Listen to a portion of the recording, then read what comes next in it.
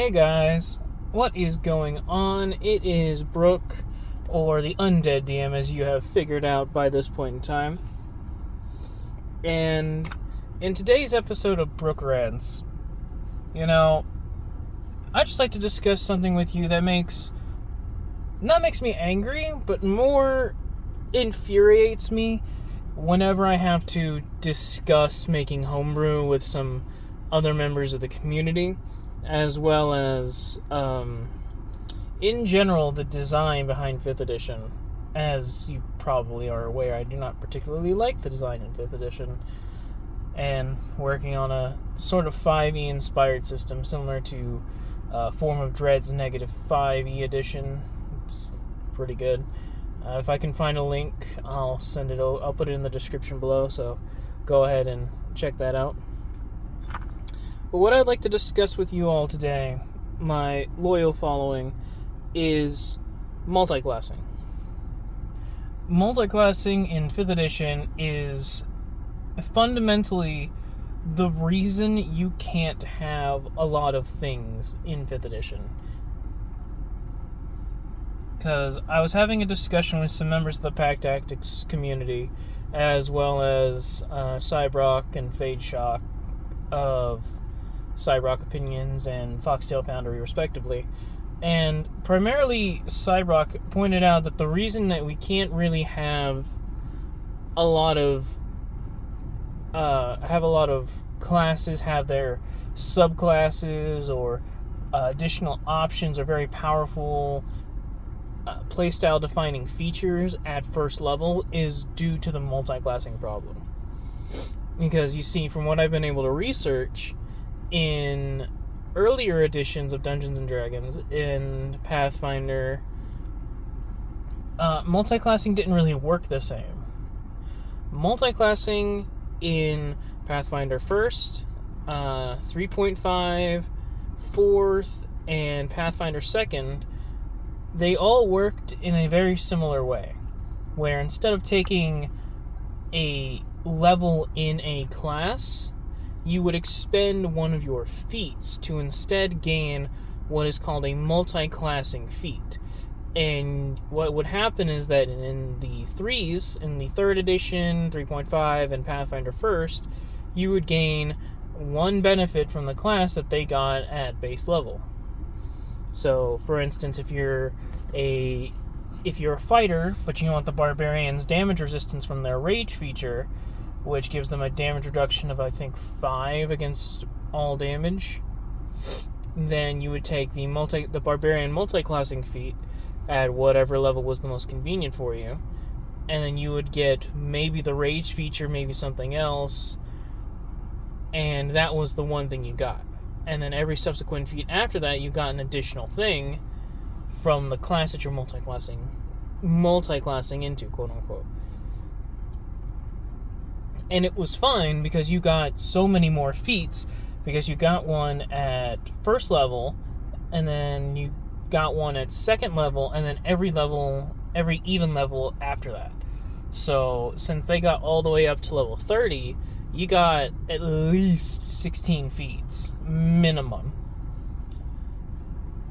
and that's a lot of feats. You get a lot of feats, and they didn't really give a lot of high bonuses like they do in 5th edition, primarily with Sharpshooter and Grey Weapon Master.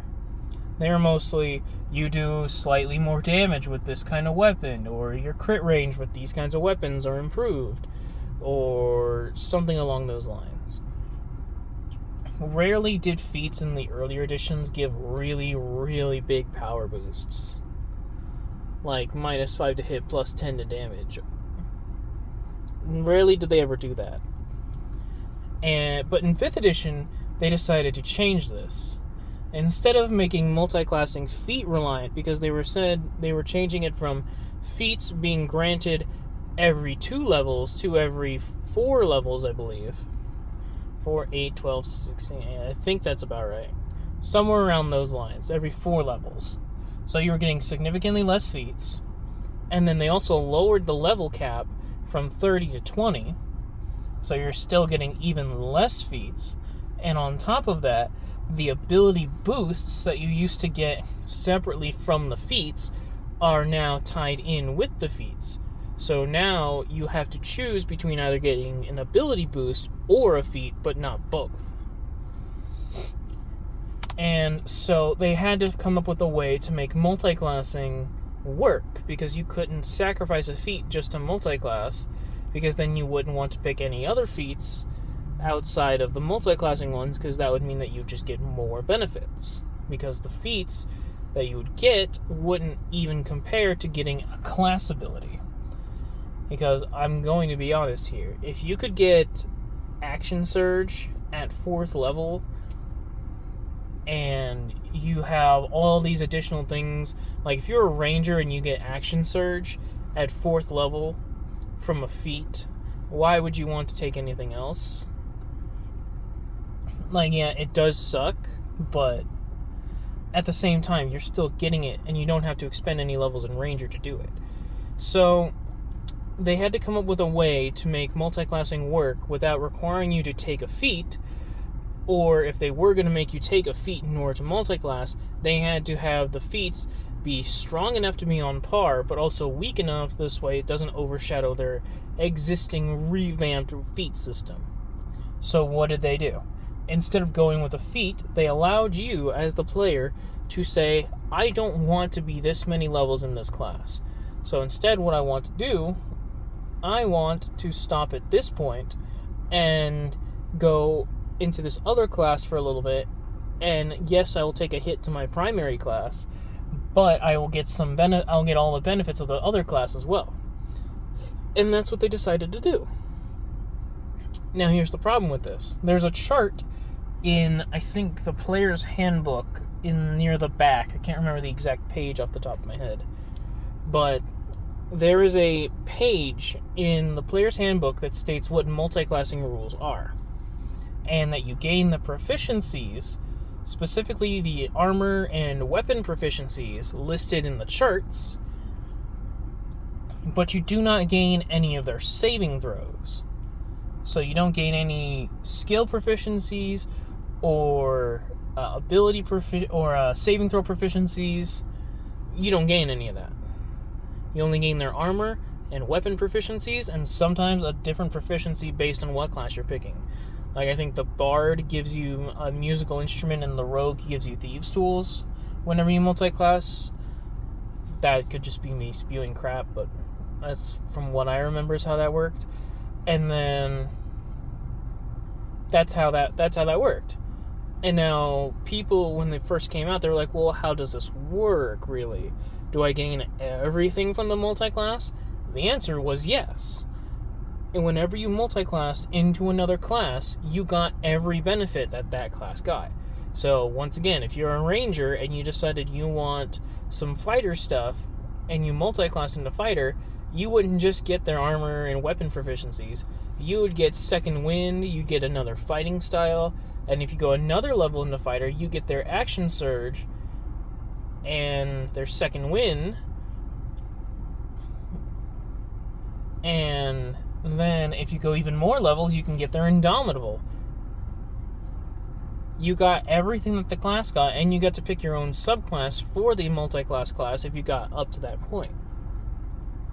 Now, where is this a problem, you may be asking? Well, a lot of the classes in prior editions were what we like to call front-loaded.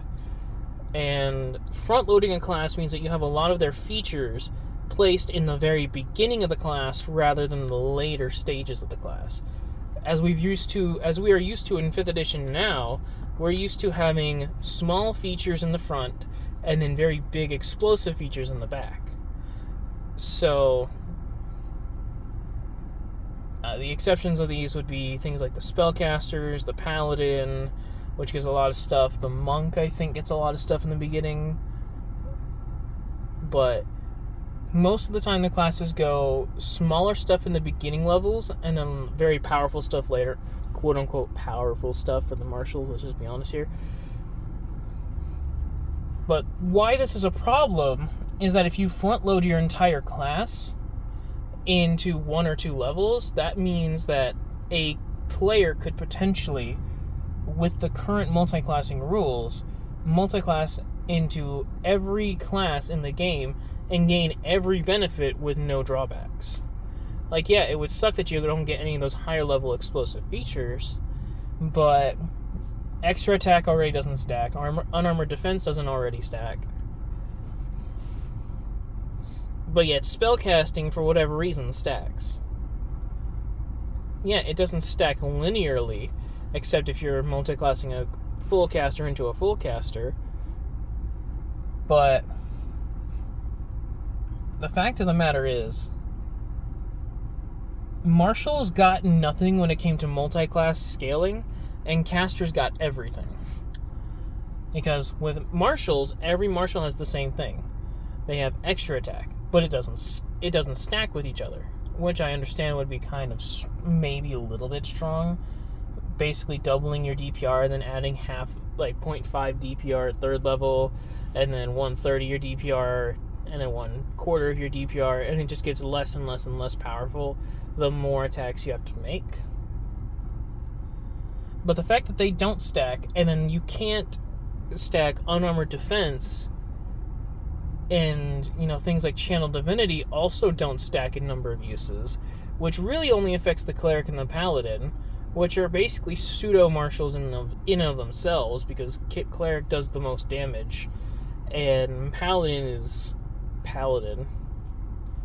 The only class that gets their cake and eats it too is spellcasters, because if you're a wizard and you multiclass into a cleric, you get the normal spell progression. If you're a level 10 wizard and you get a level 11 and you get an additional level into cleric, guess what? You get an 11th level caster. You still follow the normal spellcasting rules. Yes, if you go down to a half caster or a third caster, you lower the spell slots, but you still get something. Marshals don't get anything. So the fact that front-loading a class in 5th edition with features would outright break the system by allowing multi-classing to be so strong is not a good thing for the game. So what would I recommend? I would recommend changing the multi-classing rules. I'm actually in the process of doing this. I'm calling them class feats as opposed to multi-classing feats.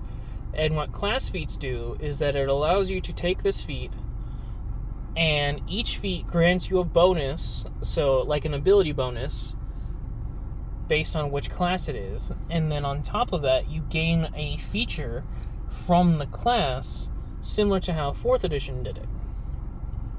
But since my classes also gain an additional feat at 2nd level, and a lot of the classes have 6 feats instead of 5, and the rogue and fighter I think have 7, or 8 instead of 7, they can have more multi-classing options. So, for anybody with optimizers in their table, or if you are an optimizer yourself, and you want a sort of good version of multiclassing that doesn't require, that doesn't restrict you in homebrewing your classes, I'd recommend changing it to a feat-based system, but make sure that the feats aren't a hindrance to take. Make sure that spending that feat to get a multiclass doesn't hamper the character in any way. Instead of getting a feat that does nothing, like Actor, and wasting it, make it so that they actually get something for it. Not saying give them everything, but and also recommendation, change the multi-classing rules for spellcasters. This way they don't gain the same spell slots, they just gain more spell options, similar to how the marshals are going to work in my homebrew. And there's a lot of things that we need to change about multiclassing, like the extra attack isn't really going to be a thing. Unarmored defense stacking is going to be a little bit different.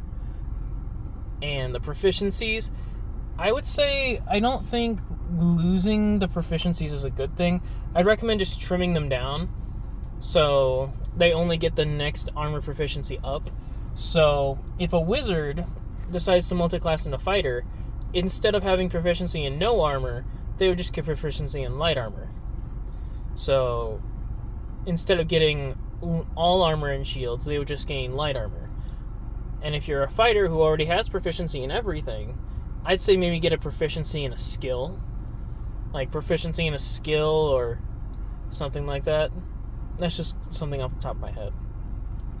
But yeah, multiclassing, it sucks. Make sure to change it if you're going to have optimizers in your table.